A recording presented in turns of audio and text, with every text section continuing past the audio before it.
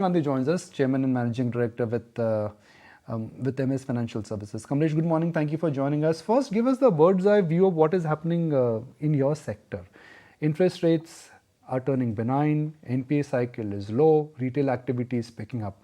How's the business cycle looking for you and for the sector you represent? So good morning, Nikunj. At the outset, we are going through a very good cycle right now, where post-COVID, the sector where we are working, that is especially the micro, small and medium enterprises, are growing at a brisk pace. And as you rightly remarked, the interest rates are also getting benign, so that gives us more confidence for the future. And also for the borrowers, they are more confident. And in terms of the asset quality, I would like to have a special mention here on asset quality, that especially with the class whom we are working, they've held on the repayments very nicely, resulting into a very good asset quality for us and also overall for the industry. So all in all, a nice time to be in this sector, and we are seeing a good growth. If you see about our company, we registered a close to 30% growth last year. And we are also witnessing a very strong quarter this year also to start with.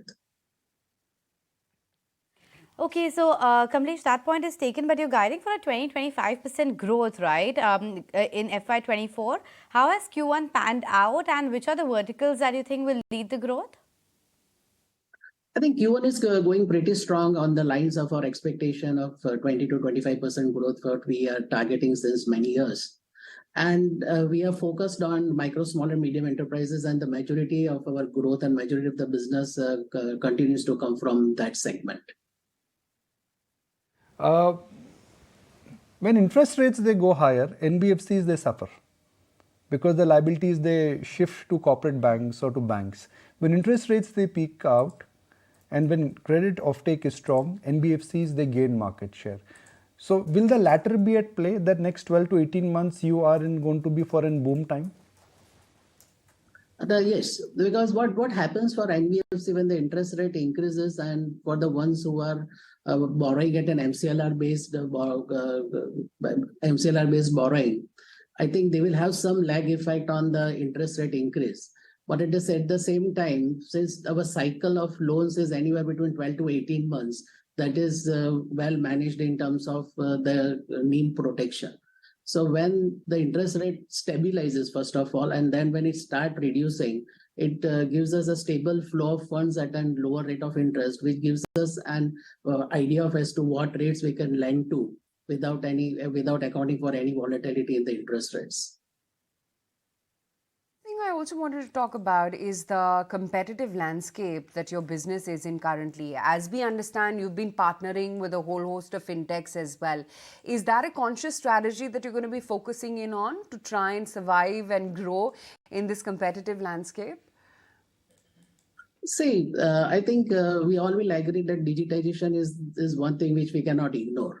And being a conventionally brick and mortar and being present physically at more than 9,000 centers in the country with over 150 branches, we think that digital presence is equally important. And with that point of view, we are tied up with few of the fintech to start with. And as I talked to you, less than 5 to 7% of the business comes from fintech, because we are in the trial mode right now. And we are watching this space very closely as to how it pans out in terms of the quality of the assets they can generate over a period of time. Because getting the origination is easy, but at the same time, how you balance it with the quality of those assets created is very important. So we'll be aligning with this fintech slowly, and we'll see to that how it really performs in terms of the quality before increasing our exposures to that. You talked about how asset quality is really important. So talk to us about what your expectation is for FY24. Is the cycle going to get worse for NPAs? And in terms of NIMs as well, what's the number you have in mind for FY24? So if I talk about asset quality, especially as far as we are concerned, over the years we have maintained a range bound net NPAs of less than 2%.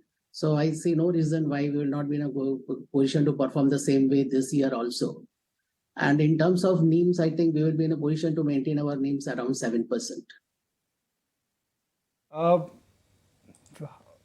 see, banks and NBFCs, you would agree that they follow a cycle. There would be good days, there would be bad days, there would be sunny days, and there would be cloudy days. So for next 3 months, for next 3 years, do you think you are in for sunny days or you are in for both cloudy and sunny? See, I think it's very difficult to predict that whether it will be cloudy or sunny. But being a practitioner for more than 2 decades, what we have seen and having weathered all the cycles, what we have seen that the companies having strong fundamentals will always be in a position to navigate through all the situations that we encounter. So when your fundamentals are strong in terms of extending credit where it is due, the market size is huge. So the differentiator between the companies facing what they face at the ground level is the function of their approach to credit delivery and their approach to asset creation. So whereby the positive macros and headwinds can definitely help the industry. But at the same time, if there are tailwinds, and if there are headwinds also, for the companies which are following strong fundamentals will navigate through that successfully, as we have demonstrated over our journey of more than 2.5 decades, where you will agree that we have seen all type of headwinds in this 2.5 decades, and more especially in the last decade. We were around 1,000 crores in 12-13. And as I talked to you, we were consolidated AUM of 8,500 crores, and we are just a striking distance away from our another important milestone of crossing 10,000 crores this year. So we grew almost 10 times in 10 years if you discount a year for COVID.